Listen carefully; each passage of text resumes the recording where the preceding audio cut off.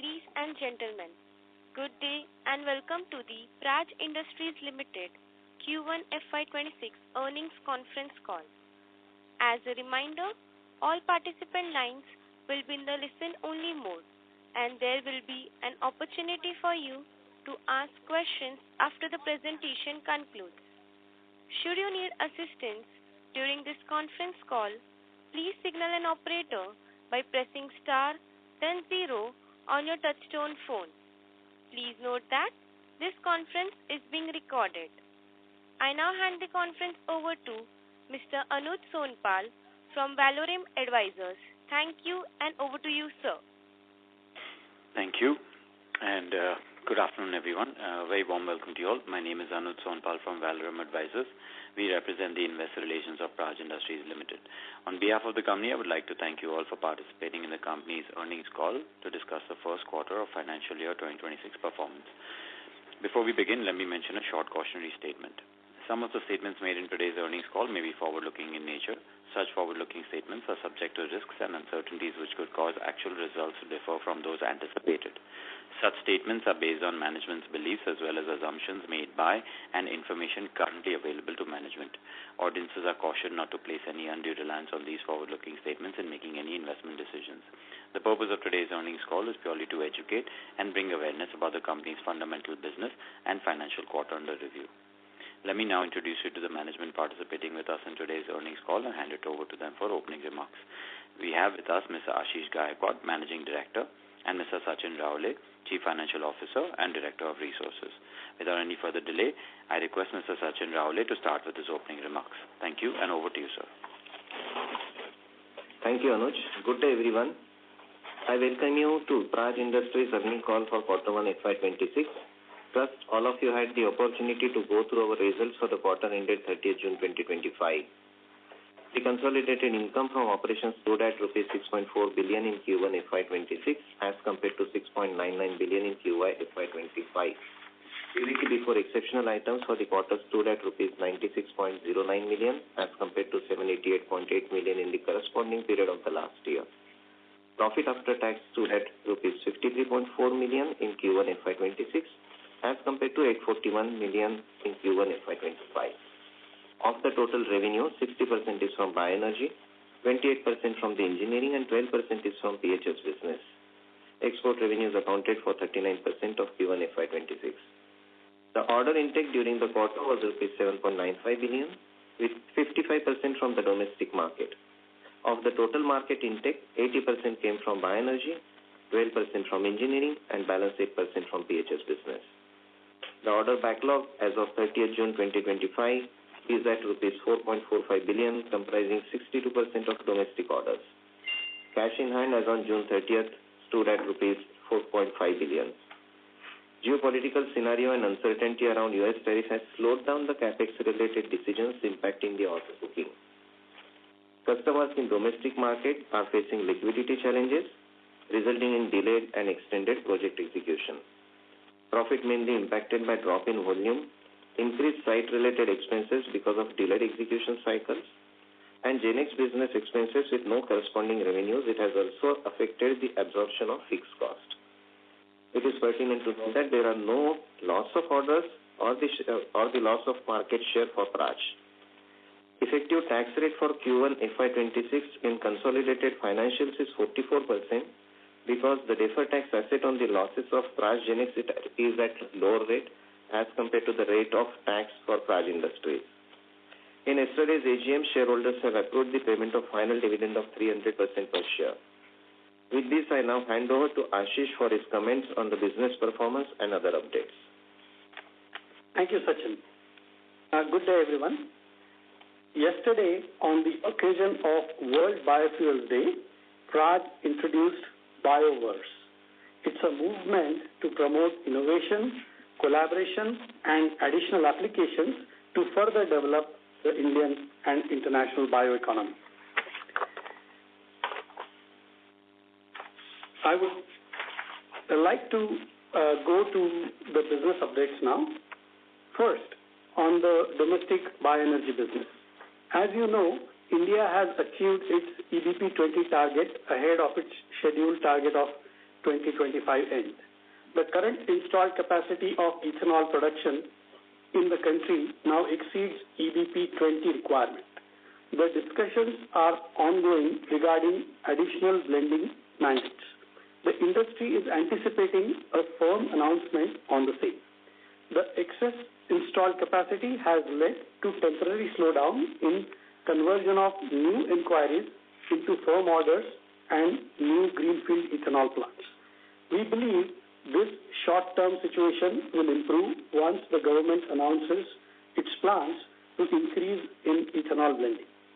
Introduction of flex fuel vehicles and engines will also give new impetus. As mentioned by Sachin, despite slow orders, our market share at Praj is intact. Government of Maharashtra has made an announcement of Vikasit Maharashtra 2047. This is a positive development. It talks of bioenergy policy that promises 28,000 crores in investments over the next 5 years in various products derived from sugarcane.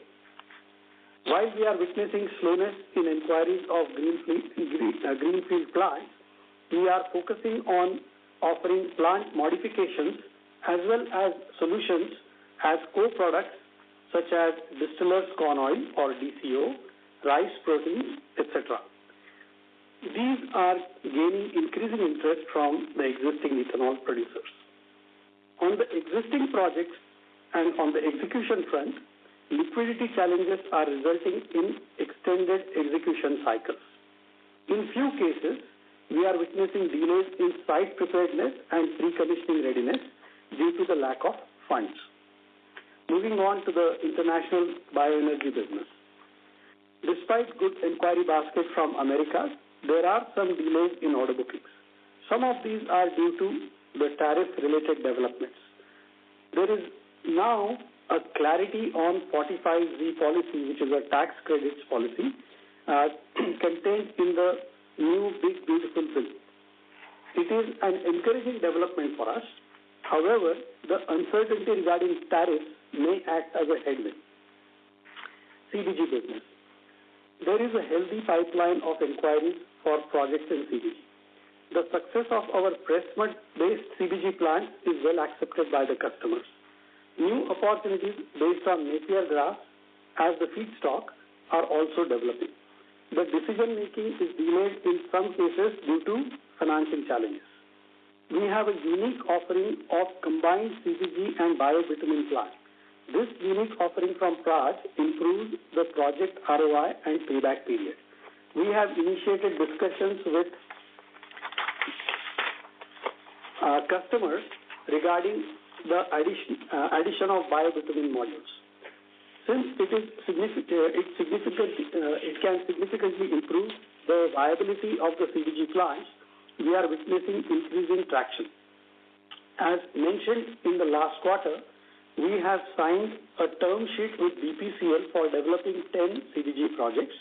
We are in the process of finalizing the JV agreement. Services business.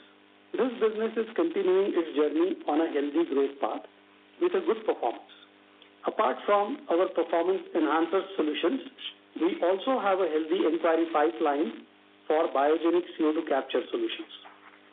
On the SAF business front, we have received an order for detailed engineering for commercial-sized SAF plant in the USA. This is for a detailed feed engineering package. This is going to help us in capability development in ethanol to jet projects. On the policy front, UP government is expected to come up with Sustainable Aviation Fuel Manufacturing Promotion Policy 2025. This is aiming to establish the state as a leading hub for SAF production in India. In one more SAF-related development, Praj has entered into a partnership with IATA and ISMA to advance SAF carbon assessment and certification in India. This collaboration aims to conduct a comprehensive life cycle assessment, or LCA, of SAF produced from Indian sugarcane feedstock using the ethanol to jet pathway. The goal is to determine an accurate carbon intensity number for SAF and establish a certification methodology suited to the Indian context, aligning with the international standards. Moving on to the engineering businesses. On GenX front, tariff uncertainty and the reduced prioritization of energy transition projects has affected order booking. Several projects are either delayed or on hold. The fixed cost at GenX facility coupled with limited revenue activity has negatively impacted our bottom line. We are closely monitoring developments on the U.S. tariff front. We expect to be in a better position to comment on its long-term impact on the energy transition and the climate actions business by next quarter. Expanding application of modularization across industries and the geographies is going to be the driver for capacity utilization of our GenX facility. On HPS front, on PHS front, we have a good pipeline for our solutions for segments of high-capacity fermenters, complex injectables, and blood plasma. We are also exploring opportunities in emerging sectors like batteries, solar cells, and semiconductors. On bioplastics front, we have now started discussing our offerings with potential customers, and the inquiry pipeline is building up. Overall, despite challenging business environment, our core fundamentals are strong, our growth vectors are intact, and therefore, we remain committed to our long-term growth vision. I now conclude my remarks, and I would like to thank all of you for joining our call today. We would now be ready to discuss any questions, comments, or suggestions that you may have. Thank you. Thank you very much. We will now begin the question and answer session. Anyone who wishes to ask a question may press star and 1 on their touchtone telephone. If you wish to remove yourself from the question queue, you may press star and 2. Participants are requested to use handsets while asking a question. Ladies and gentlemen, we will wait for a moment while the question queue assembles. The first question is from the line of Mohit Kumar from ICICI Securities. Please go ahead.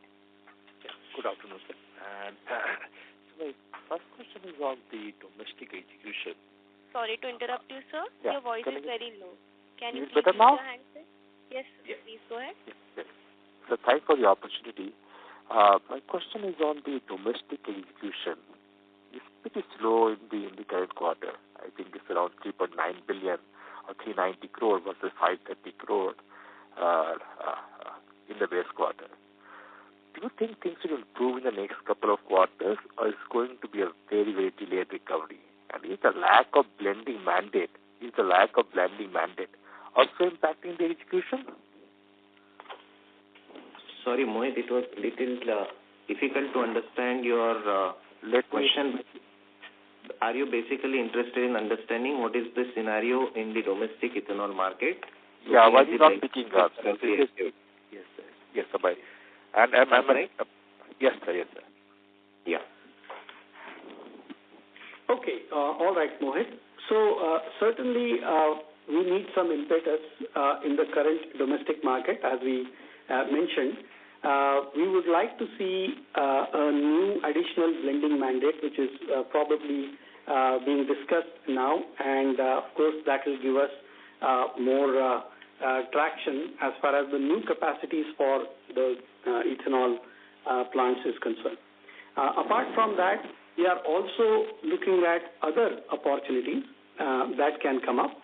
One of them I talked about recently is on SAF, the Sustainable Aviation Fuel, and the pathway that takes ethanol to SAF. So that's the other set of opportunities that we would be looking at. And the third one is also an opportunity that we are excited about, which is diesel. Today, diesel is not being blended by any alcohol, and if we get that mandate for blending in diesel as well, then that will give us a pathway to increase the alcohol production in India. All of these will positively impact our order bookings. They probably may not happen in the very immediate future or this quarter, but over a period of time, certainly this is a positive trend. And Mohit, if I may add to your question related to the prospects for ethanol in the domestic market, there are two ways of looking at this entire scenario. One is completely based on what is going to happen on the mandates. What if there are mandates, then what Ashish was describing is going to happen. Rather, there are a couple of more things which have happened. Yesterday, we witnessed on the World Biofuel Day, witnessing unveiling of ethanol-based mobile gensets and next-gen flex fuel vehicles for both two-wheeler and four-wheeler. It will also facilitate additional demand for ethanol in near future. So that's one element based on what is going to happen to the ethanol demand. Another element from our offerings point of view, let's assume there is no additional blending mandates coming up in the near future. We have a solutions of advanced technology and customized services for our customers for enhancing their capacities or their yields or their performances, which is very healthy business. Might not be top line accretive, but will add to our bottom line. And in addition to that, we have started our services business in a small way in the last couple of years, but it is taking a very big shift now. Especially providing the performance enhancers to our customers, providing the services in addition to operations and maintenance. So there is a big bouquet or big basket of services which are also getting provided to our customers. So that's an additional element for the domestic market, which will add on irrespective of whatever is going to happen to our blending mandates. Understood, sir. My second question on CBG. Of course, you're executing a very large order of CBG of around 500 crore. How has been the experience and how do you see the finalization of new tenders in the near term? Okay. So, Mohit, on CBG, I think the industry has been learning over the last few years. And that learning has now, at least for Praj, resulted into doing these projects with much more efficiency and much more standardization. Especially for the press mud, which is a feedstock for CBG, we now have 3 successful projects which are producing CBG at capacity, and that is certainly a good news. There are more inquiries coming up, especially there is an interest in a feedstock like Napier grass, and we are working on our proposals and working with the customers to see how we can take a fair share of that market as well. Overall, it is still a developing market, CBG, and it will take some time for it to become extremely stable. And we are engaged with that market, so we will keep you posted. Yeah, thank you, Mr. Concall. Thank you. Thank you. Thank you, sir. Ladies and gentlemen, in order to ensure that the management is able to address questions from all the participants in the conference call, please strictly limit your question to 2 per participant. The next question is from the line of Atul Tiwari from JP Morgan. Please go ahead. Yes, sir. Thanks a lot for the opportunity. So my question is on order inflow. So if the extension of this blending mandate had not come beyond 20%, say for this year, can we still maintain about 800 odd crore rupees of quarterly order inflow run rate, or do you expect it to slip further from here? Yeah, good question, Atul. You have seen that our current order booking is in that range, what you mentioned. We, of course, aim higher, based on the inquiry pipeline that we see, but the decisions can sometimes get a bit delayed. So, that's what I can say at this point in time, that it is fair to assume that type of a run rate. So, Atul, just to add on, while answering a question of Mohit, I was very specifically saying that if there is no additional blending mandates, maybe our top line growth will not be there to that extent. Indirectly, that means there will not be a run rate of domestic order book in that zone which we are discussing right now, because naturally there will be very few greenfield orders coming up in the picture in that case. But there will be other opportunities which are available to us in the form of advanced technologies, which may not add on to our top line, but that will add on to our bottom line. So you may not see the numbers on top line, but you will see a number on bottom line. Okay, sir. And on your margins, in this quarter we have seen like at EBITDA level 4.9%. Yes. And as far as I can see, it is probably the lowest over past, at least 15, 16 quarter. So in this kind of environment, assuming that the mandate is not extended and beyond 20% and the tariff-related uncertainties continue for some more time, is this the new normal, or the new normal is more like 8-9% or even the double digit? So from the margin point of view, yes, you are right. This quarter happens to be the lowest one, mainly on two accounts. There will be minor couple of more, but major two. We have seen a drop in top line by almost 220 crores as compared to March quarter, which has contributed heavily on not having the margins, because the fixed costs to that extent are not getting recovered. One, two, the subsidiary of our Genix facility, which is completely operational, completely functioning, but not correspondingly generating revenue at this point of time. That is second one. And third one, in the other expenses, we have seen some kind of spike in the site-related expenses because of couple of sites where the work was continuing. We had some challenges on getting the labor for those particular sites, which actually added into our cost. So that's the another reason. Whether this is a new normal or new normal is going to be different, according to us, yes, new normal is going to be completely different. This is like an aberration in this quarter which we have seen, that top line dropping to this and this extent, cost going up to whatever extent which I mentioned. We are not expecting this situation to continue definitely. Some pains might continue till quarter 2, but from quarter 3, from H2 onwards, we are not expecting this situation to continue. So the new normal which you are expecting, that can we be in a little larger single-digit EBITDA margin, I think that's what we will be looking at going forward. Okay, sir. And sir, on Genix... Sorry to interrupt you, sir. Okay. May we request I will come. question queue? Thank you. Thank you, sir. The next question is from the line of Sandeep Sabarwal from ASK Investments. Please go ahead. Hi, Mr. Gaikwad. So I've been tracking the company for, I think, almost 25 years. In the last few years, there have been several growth opportunities which the company has talked of, which were supposed to become big, starting with the 2G ethanol, to CBG, to SAF, to bioplastics, etc. But all of these largely seem to be remaining on paper, and the company seems to be the company's shareholders seems to be working for the employees of the company. Like the salary to turnover ratio of your company is extraordinary.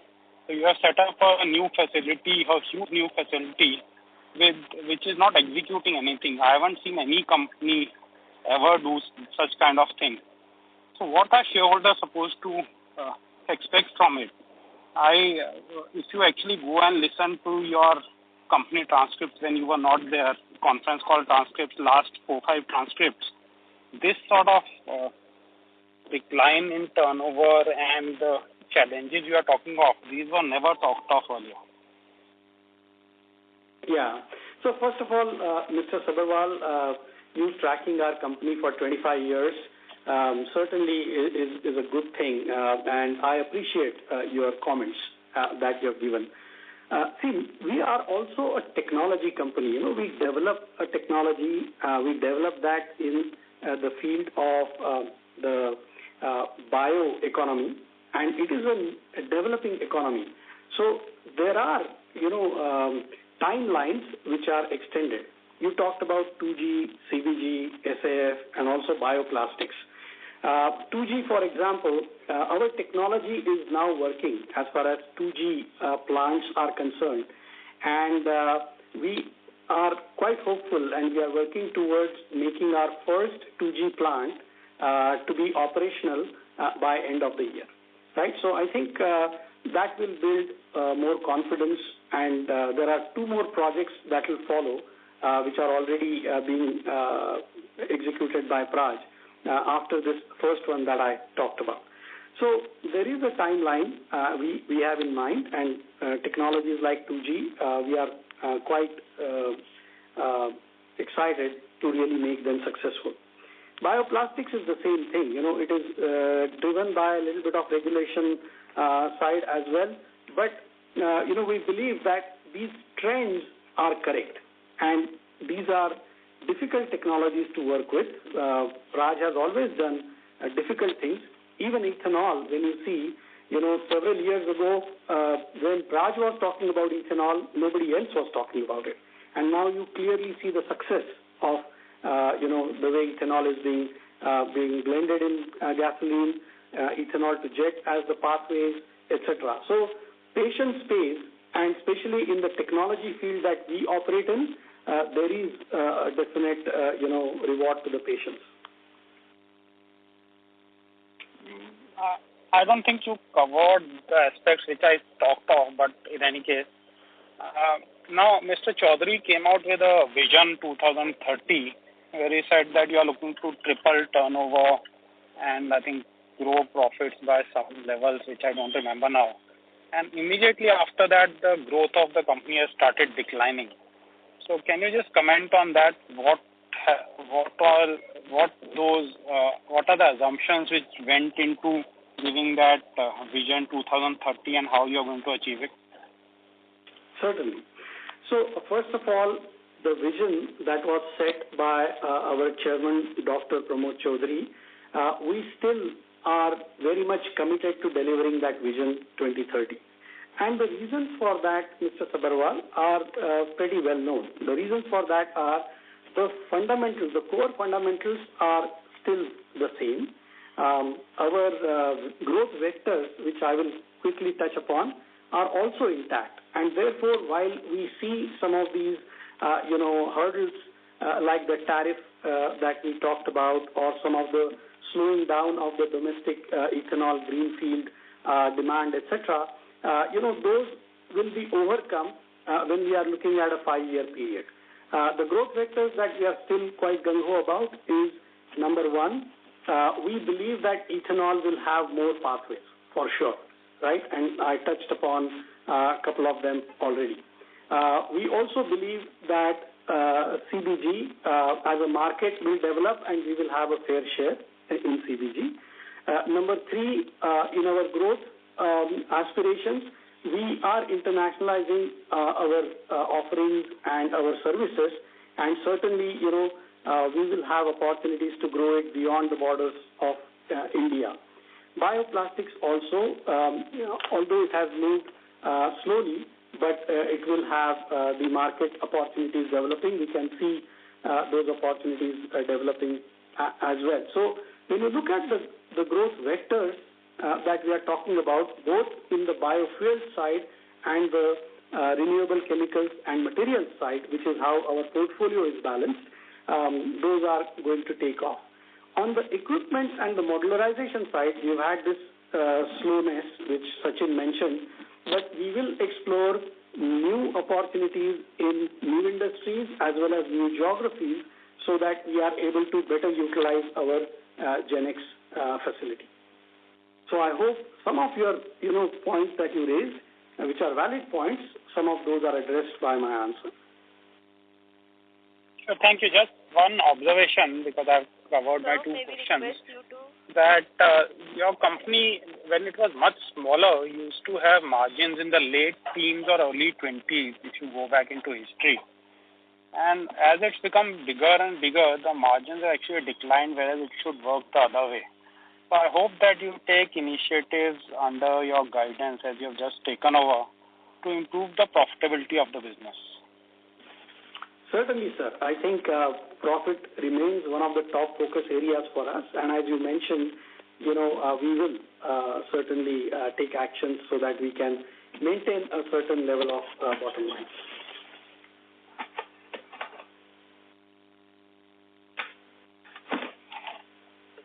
Thank you, sir.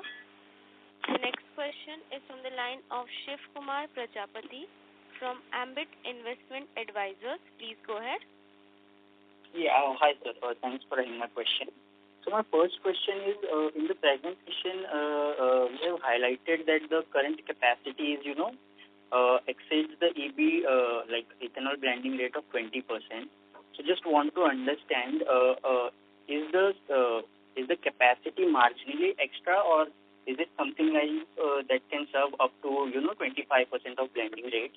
And if possible, would you be able to share the split between the greenfield versus the brownfield part for the ethanol order book, and what part of overall ethanol production is being made from sugar cane, rice, or say any other grain? Okay.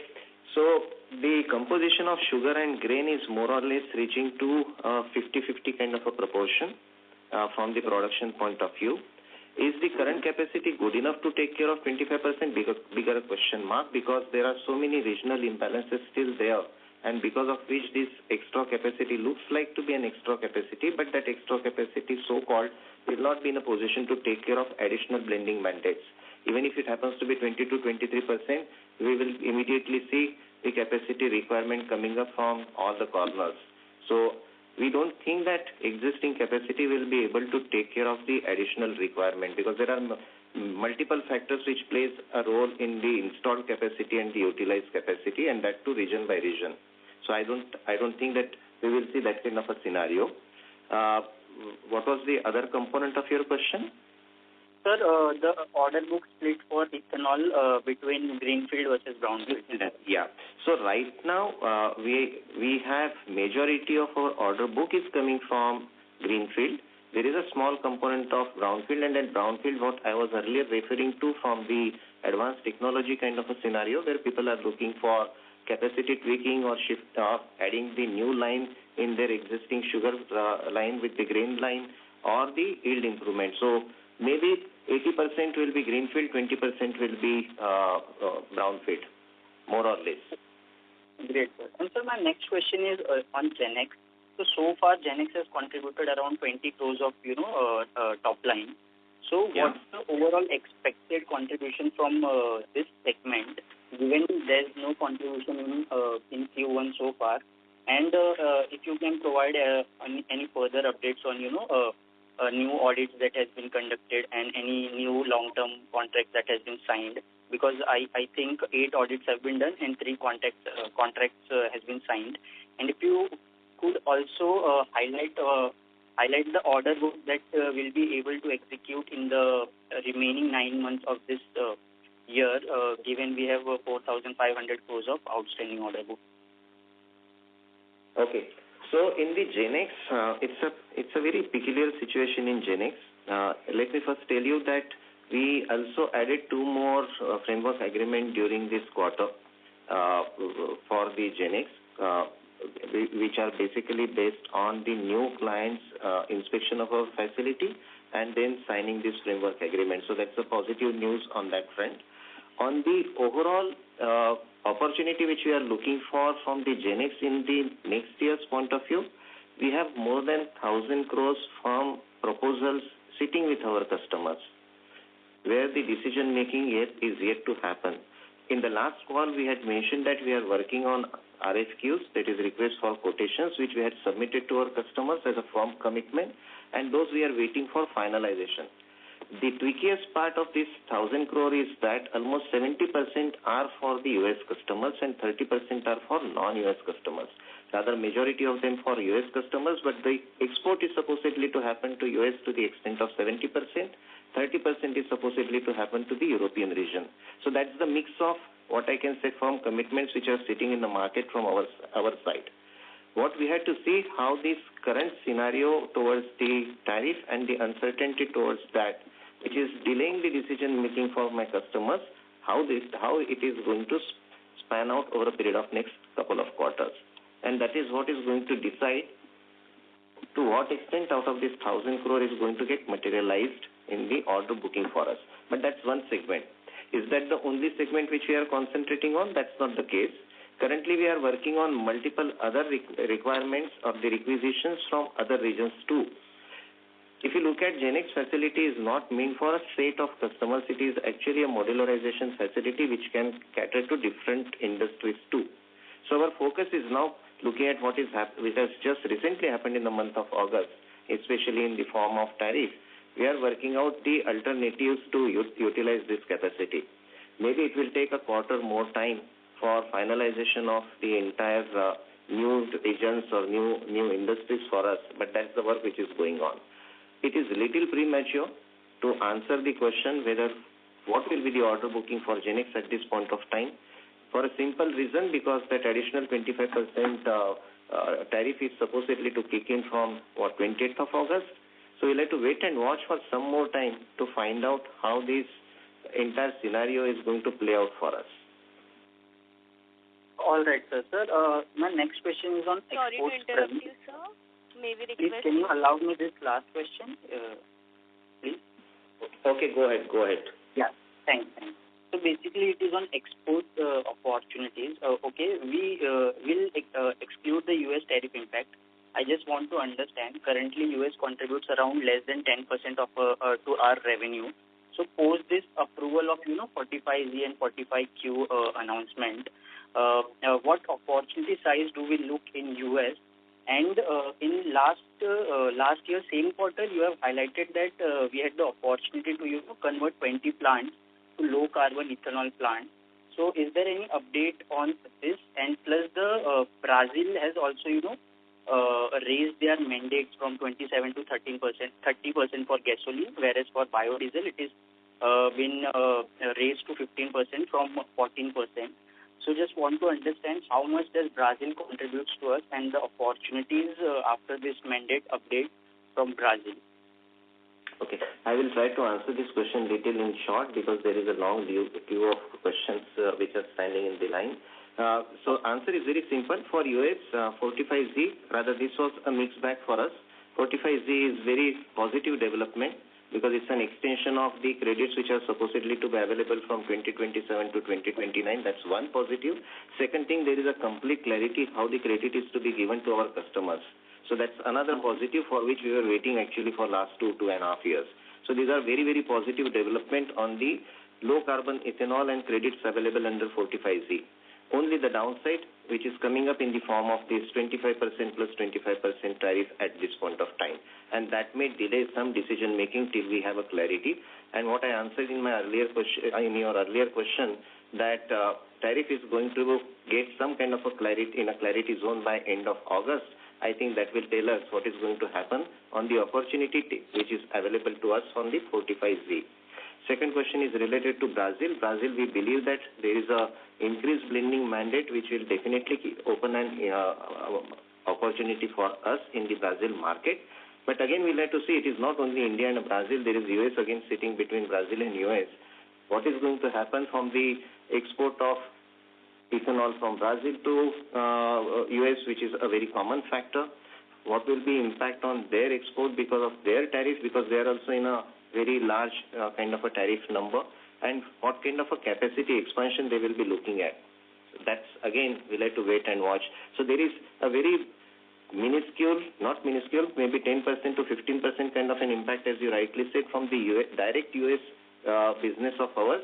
But there are many factors which will indirectly affect us because of this kind of a scenario.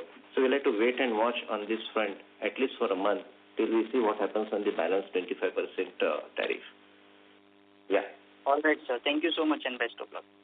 Thank you very much. Thank you, sir. The next question is from the line of Amit Anwani from PL Capital. Please go ahead. Hi, thank you, sir. Thanks for the opportunity. My question pertains to, again, the GenX facility, where you did highlighted the peculiar situation which is currently there. Just wanted to understand basis prior comments that we would be winning few orders and then the execution can happen in H2. So now is that situation there? And second thing is you talked about geographical diversification and some other diversification for GenX. So in the event of 50% tariff, are we also exploring the option that since this was 100% export-oriented unit, will be looking for domestic orders, and which other industry diversification you're talking about? If you could explain in more detail about the GenX facility in the event of tariffs. Okay, maybe I can take that question, Amit. Thank you for your question. First of all, we are right now heavily weighing on the U.S. tariffs, and that's why it is important to say that the facility, which Sachin also mentioned earlier, is not just only for USA. It is certified and getting certified for multiple geographies as well, and the customer base that we are trying to target is in the U.S. but also outside of the U.S. Secondly, we would like to have a proper analysis of the other markets other than U.S. so that we will be able to, in the next call, give you more qualified answers based on our study that we are doing. Because naturally, like us, many other companies are also struggling with these tariffs, and we will have to find new geographies to start working on. The third thing that you wanted to know was about new industries. So firstly, we were focusing in the last couple of years when there was a lot of discussion around the energy transition and climate action type of projects. They were mostly green hydrogen or blue hydrogen or green ammonia oriented, and somehow those projects are either slowed down or on hold, and therefore the other industries which can be certainly looked at, and the facility at GenX allows us to manufacture these modules or equipment for them, will be the non-ETCA or non-energy transition and non-climate action type of industries, and those are the ones that we would be exploring. As far as the geographies are concerned, we are looking at the Latin American geography where we already have presence, and of course Europe and the UK as well. Right, sir. Second question. Yeah. Okay. Second question, sir. You talked about the liquidity challenges faced by our customers, and I'm assuming this is, I think we're working with sugar and then grain-based plants. So, why is this arising, and are we sensing any impact on our working capital? Is this challenges for the current order book, and then what is the exposure of current order book where we are facing liquidity challenges from the customer? And second, since now 1G has kind of dried up, we at the peak used to get about 3,000 crore order intake typically from 1G.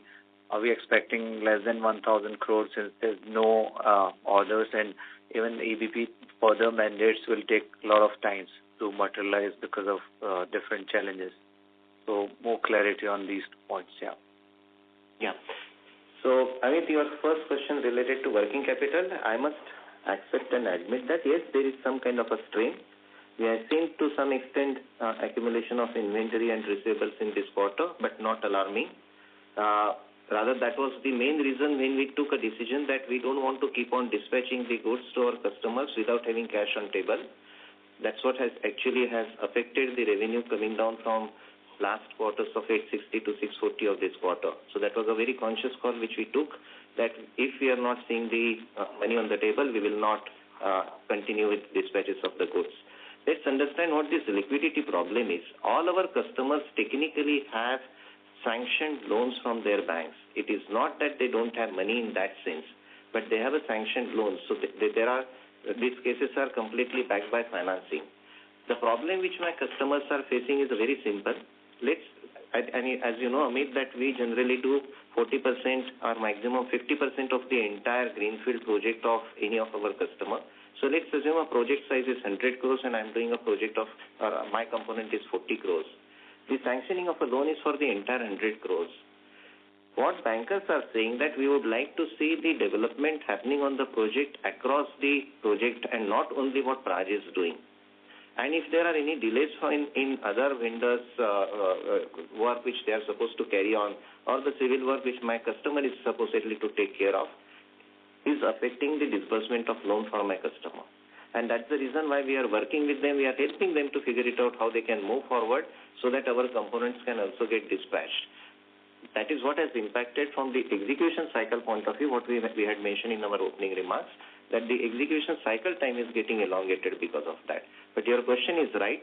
We have seen some kind of a strain on the inventory getting piled up because of the dispatches were not happening, but that is a running inventory, so we are not worried on inventory, and we didn't allow our receivables to go completely out of our hands, and we are working with our customers for recovery of that money too. Sorry, Amit, what was the second part of your question? The second part was on since 1G orders, we are clocking 3,000 crore FY 23, 24, 25, and since there would be absence of 1G orders, are we seeing order intake drastically declining on 1G front? Since you said there would be only service orders, and I'm assuming that the non-ethanol based or non-EBB 20 based order would be maybe 200-300 crore more liters. Understood. So I may not be able to exactly give what that number is going to be, whether it is going to be less or more, but we are only right now talking about domestic ethanol.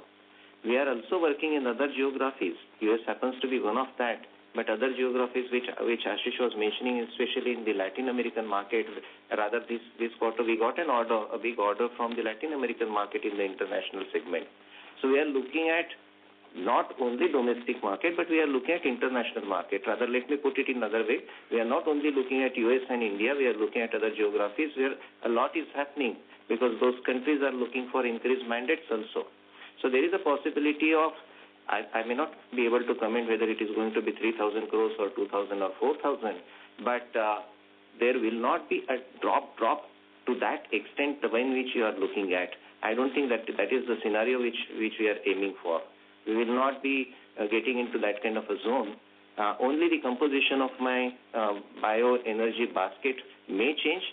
Yes, there might be some drop in domestic, but we will get compensated from some other basket. That's what we are looking at.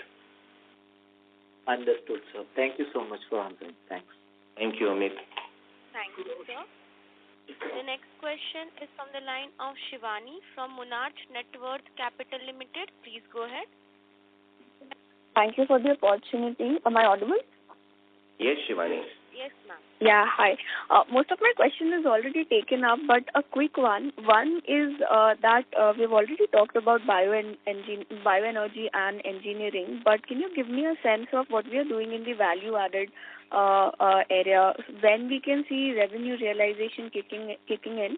So that's my first question. And second question is on diesel ethanol blending. So although we have been hearing about it for a long time, but what is the scenario on ground, if you can give us some sense? Sure. Thanks, Shivani, for the question. The first one is on the value-added products or co-products, as we call them. What we are trying to do here as a technology company is to see an existing asset and get more and more out of that asset. So therefore, we have add-on modules to an existing plant. For example, if you have a corn-based ethanol plant, we can provide what is called as a distiller's corn oil module, DCO as we call it, and therefore the producer can get an extra income by producing that distiller's corn oil, which then gets into various applications, one of them being the input for biodiesel. Right. So also there is something called as rice protein. So if you have an ethanol plant that is working on rice as a feedstock, then we are able to extract a good quantity of protein from that, which is human edible and also something which is very beneficial. So there are multiple such add-ons that we are working on, which will help the existing assets and get more return from those assets. So that's the first part of your question. The second part of your question... If I can So if I can intervene, can you also talk about the biobitumen and bioplastic bit, because we have been doing capex for that, and when we can see the revenue realization coming in for that? I understand most of it is also in the R&D phase, but some visibility or some commentary on that? Sure, Shivani. So for biobitumen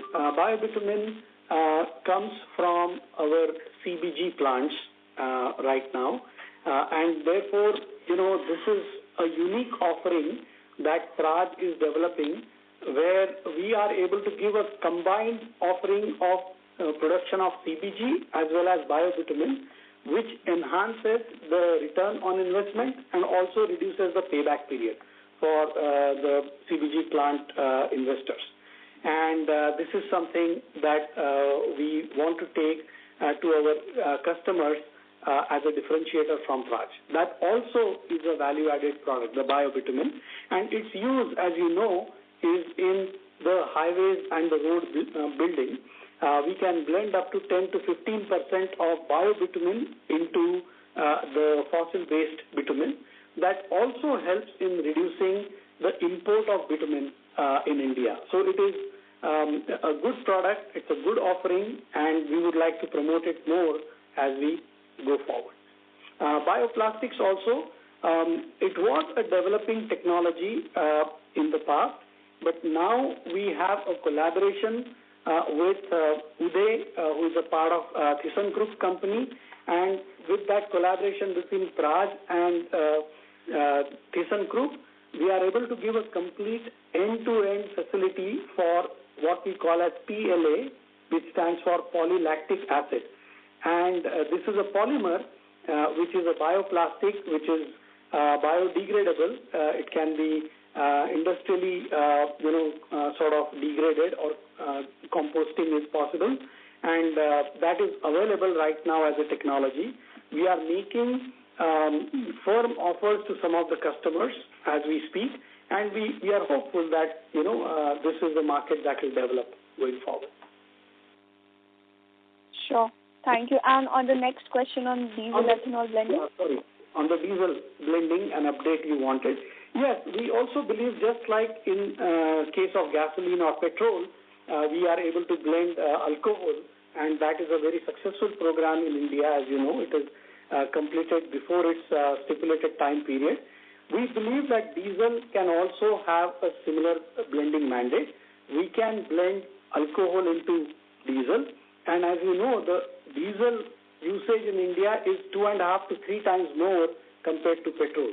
So that's another pathway for our type of technology which produces alcohol that can give a blending into the diesel, which is a drop-in fuel, as we call it. There is no necessity to do anything else. It just blends into the diesel, and therefore it can be used without any problems in the diesel engines. The other thing I would like to mention here is, while EVs can be popular, electric vehicles, they are for short distances. But the diesel engines, which are used in trucks for long distance freight forwarding, you don't have a very good alternative for as EV. And therefore, blending such as what I'm talking about, the alcohol blending in diesel, can be really helpful for our nation to reduce pollution as well as to find an alternative to the fossil diesel. Sure. Thank you so much, sir. All the best. Thank you. Thank you, ma'am. The next question is from the line of Vikram Suryavanshi from Phillip Capital India. Please go ahead. Good afternoon, sir. Just wanted to check on this multi-feed distillery opportunities for sugar companies, given their crushing days have come down. How is that panning out? Should I ask another question or? Yeah, you can go ahead, Vikram. You can ask your second question. Okay. And in terms of opportunities with the new raw materials which are evolving, how is that coming from the bamboo as an opportunity, and will it be scalable, and how much time it will take you can address? I think these are the two questions. Okay. So on the first question, the states across India are stepping up the support for the bioenergy sector, as you know. And you've seen that in Maharashtra, there is a new biofuel and bioenergy policy that is expected to attract approximately 28,000 crores over the next 5 years, right? So there is an impetus being given with this policy here. The state is offering incentives such as capital subsidies, as you know, interest subvention, 100% GST refund as far as the state GST is concerned, and waivers on electricity and stamp duty as well. So cooperative mills will also benefit from this equity support, and with provisions for the PPP and the BOOT models, the build, own, operate and transfer models, this will encourage some private investment is what we are expecting right now. Does that answer your question? Yes, and just you can highlight further on this multi-feed distillery capex for the sugar companies, how it is shaping. So, Vikram, just to answer that question, people are looking at it. They are very, what I can say, very much interested into it. But we have not yet seen a very meaningful kind of a order booking building out of that.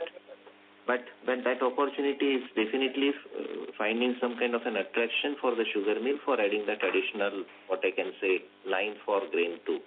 So we are actually discussing with our set of customers. We are holding the seminars and educating them to let them know what benefits they can derive by having this additional line. So it's right now more of a development kind of a stage, has to yet to result into some kind of a concrete numbers for us. Okay, understood. And another question was on how is the opportunity coming for the bamboo. Maybe request you. No, sorry, yeah. So sorry, Vikram. Your question was related to bamboo. Yes, right now everyone is talking about it that we can use the what I can say the excess land which is available for cultivating bamboo for converting it into ethanol. Actually, it's a movement. We'll have to see how this movement catches up and how the development can happen. I can just assure you from the Praj point of view that from a technology side, yes, we are ready to offer those kind of solutions. And we will see how the opportunity develops under this segment. Got it. And just one clarification I did. Should I go ahead? Yeah, go ahead, Vikram. Go ahead. Okay, thank you. This diesel blending, what we are talking as, we are primarily looking as a opportunity with ethanol with a binder or isobutanol? Yeah, I think it's a good question, Vikram. Thanks for asking. We believe that with a binder, etc., it could get even more complicated. So we, given a choice, we would say that we should have a material that will easily blend and is a drop-in fuel, as we call it, and that is isobutanol at this point in time. So we are doing some experiments with different agencies who can certify it, and the test results are really encouraging, but more we will share with you as we go forward. Thanks for clarification. Thank you, sir, and all the best. Thank you, Vikramji. Thank you, sir. The next question is from the line of S. Ramesh from Nirmal Bang Equities. Please go ahead. Good morning and thank you very much. So when you mentioned about advanced technology being profit generator, can you mention some indication of what will be the scale of profit you can do for the next 1 or 2 years, or what percentage of your earnings will come from that? Because your turnover may not improve much. Can you give us some sense on that? Sure. I think what Sachin already covered in the previous answers was that while the current quarter looks extremely challenging, the one that you see the numbers for, but our aim is to go for high single-digit EBITDA percentages. I think that is what we are working on. There is much more action behind it, but if you have to just look at what is it that we are going towards, it is that single-digit high percentage of EBITDA. That's where we are aiming for. I understand that, but when you mentioned advanced technology, you said it will add to the bottom line. So it will be difficult for us to estimate EBITDA, if you can't get a sense on the top line. So if you can give us a broad indication of what will be the bottom line you can expect in value or percentage of your earnings, Over 1 or 2 years? It will be difficult to give an exact, percentage, but like I said, it is the high single-digit percentages at EBITDA that we are looking at. Okay, so in terms of your order details you are given, in terms of the current order book and order inflow, what is the kind of order book and order inflow we should expect, say, by the end of FY26, assuming some progress in the execution of the orders over the next 3 quarters? So Ramesh, we generally don't give any kind of a specific guidance. We basically tell you the scenario, how it is building up and how we are working on that.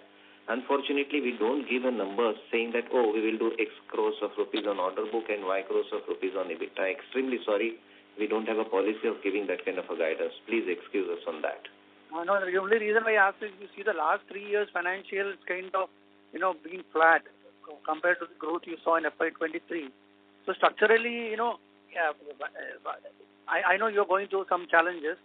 So when do you actually see the growth momentum recover in terms of all the 3 segments? And do you see some additional traction in the high purity chemical segment where there is an increase in the share of your overall, order inflow? So where do you see, at what point in time can we expect, some kind of growth momentum to come back? Okay. So, Ramesh, your question is valid. And let me just tell you why we came out with 2030 kind of a vision picture in almost 2023. So, 7 years kind of a gap which we were looking at from 23 to 2030. That was mainly based on what kind of a qualitative changes or the structural shifts which we are going to see in our businesses. Initially, we were only looking at ethanol, and we said that no, it's not going to be ethanol, but there will be something more which is going to happen over a period of time. And as Ashish mentioned earlier, we are absolutely intact with those kind of targeted numbers for us for 2030. Complexion may change here and there because the business models are also going to undergo a complete change over a period of time depending on how the market is going to react to our offerings. Having said that, the growth not necessarily is going to be in a linear form. It will have its own challenges, and exactly those challenges we are seeing at this point of time. But we are confident that we will be able to add on to other avenues of growth, irrespective of all these current changes which we are seeing at this point of time. So we are aware about those challenges. We are working on that, and we will see that these growth vectors comes into the picture the way in which I had already said.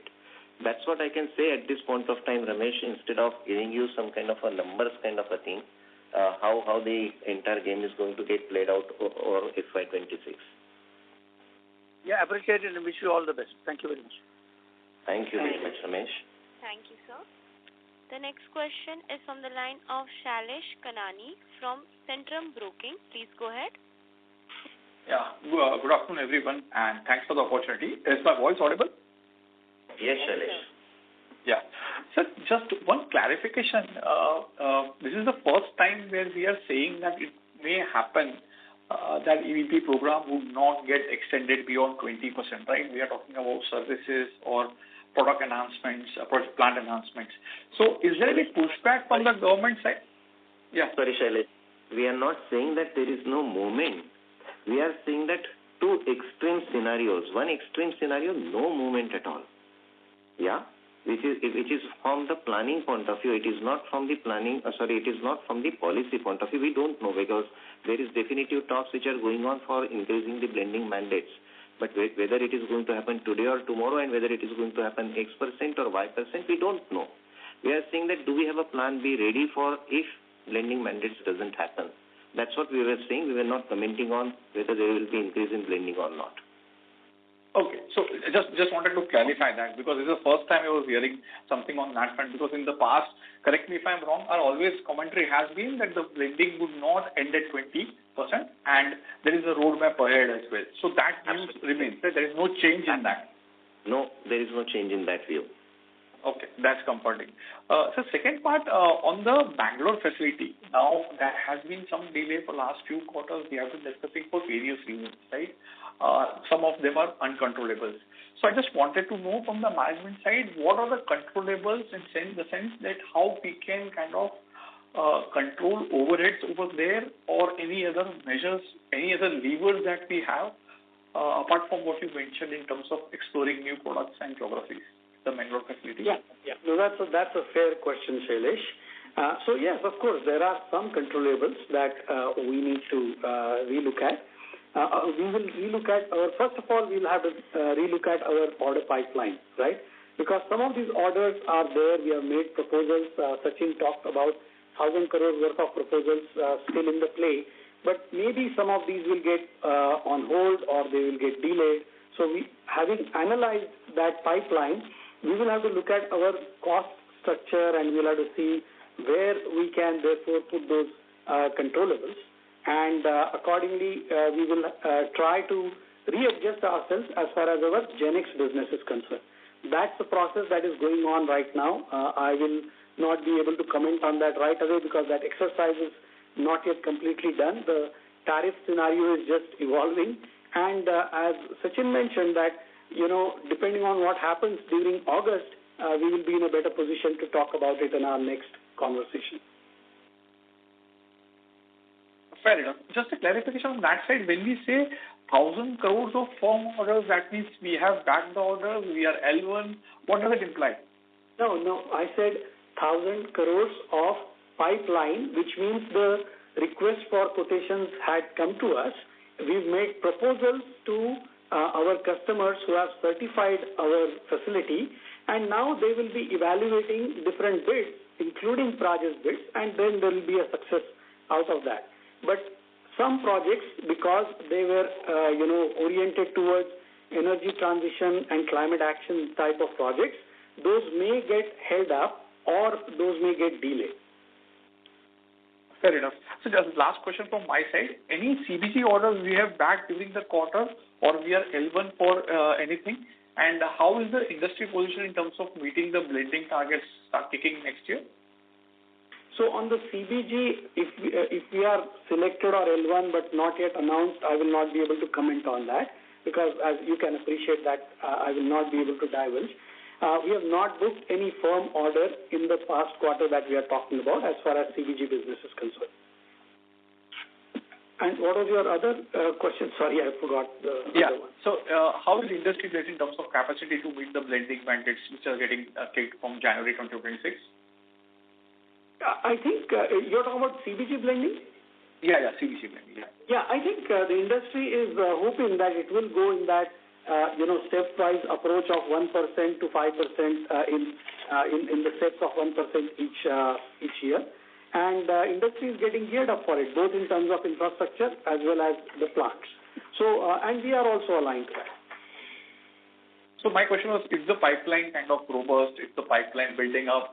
Or there is the pipeline is Sorry to interrupt, but I think a short answer to your question would be yes, the pipeline is building up and it is looking good. Okay. Thanks a lot, sir, and best of luck, sir. Thank you.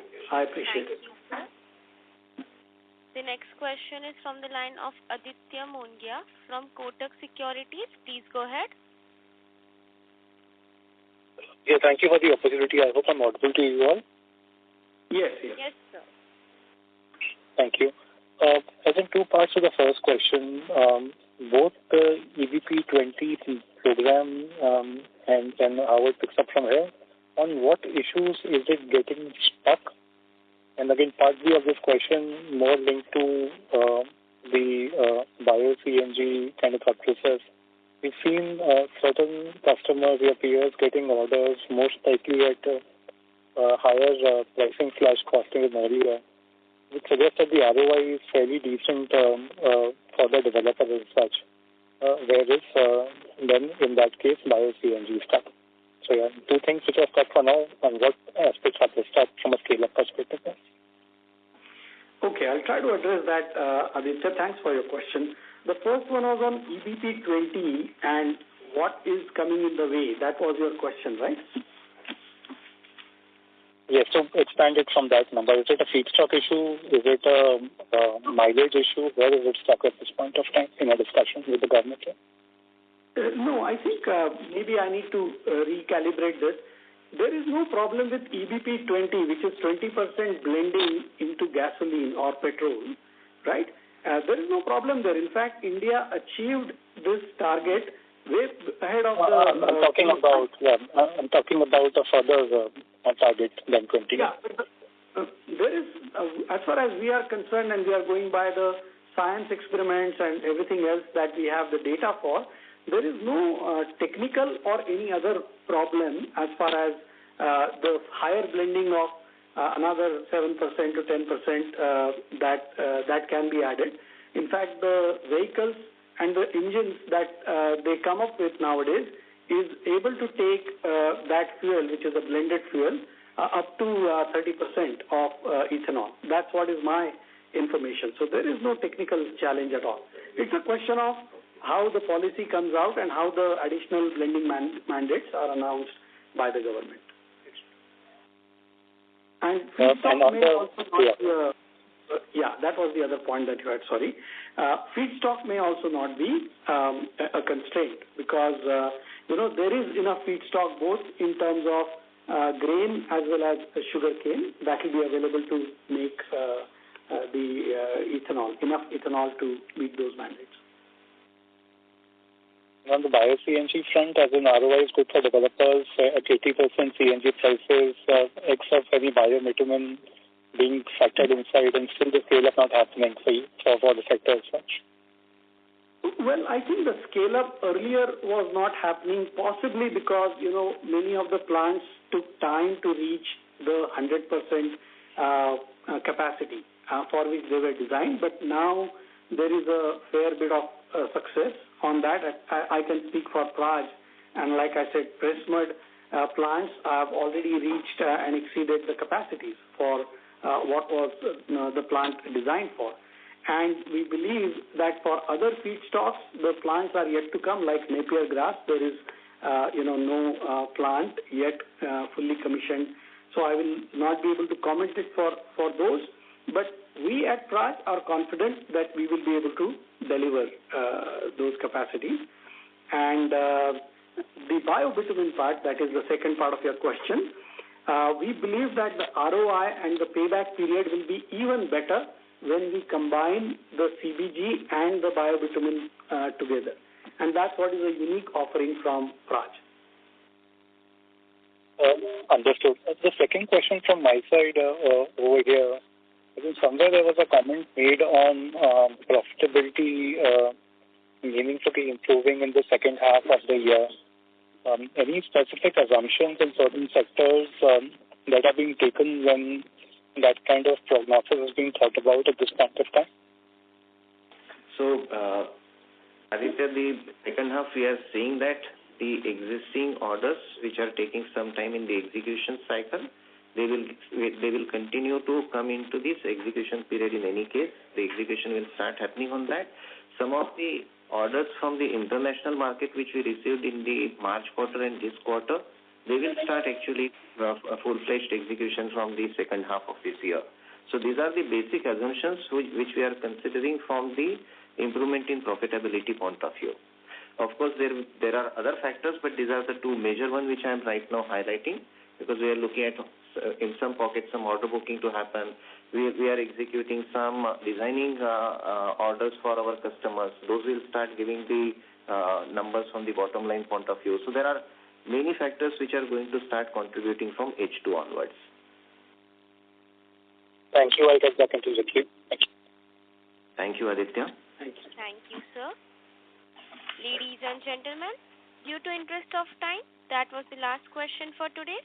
I now hand the conference over to management from Praj Industries Limited for closing comments. Over to you, sir. Yes. So thank you everyone for your time today. I'm sure there are many more questions, but request you to write us at info@praj.net and we will address your questions. Thanks again for your time and we look forward to interacting with you very soon. Thank you. Thank you, sir. On behalf of Praj Industries Limited, that concludes this conference call. Thank you for joining us and you may now disconnect your lines. If you found this video helpful, please like, share and subscribe to Concall India for latest upcoming Concall.